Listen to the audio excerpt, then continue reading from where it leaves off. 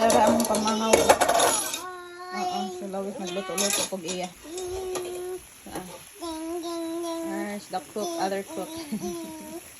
So mao ni ato ang pamahaw, dagko ni kaon. Ako jud ni kaon nawa. Kulot ni namo. Dagko ni kaon. Nara ato ang kaha nga kasaminan. Kadaghan na ako gigamit kasaminan gihapon siya. Diba? Nara mga higala parisa nato og bacon. All-Clad gihapon nato ang kaha. Bacon og asaras. Hapit na siya maluto.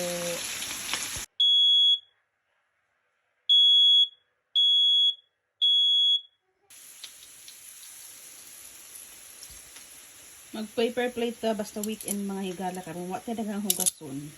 Unya naka-spend time ta together more. Kay weekend naman nato ang bakasyon. Bakasyon.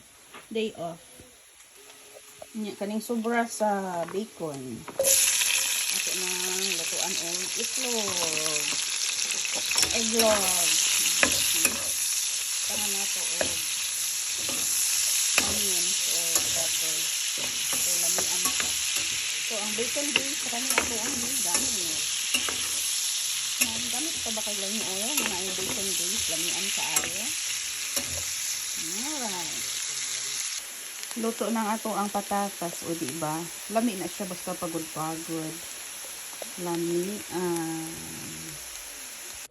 Luto na ato ang itlog. Lamian kayong forma.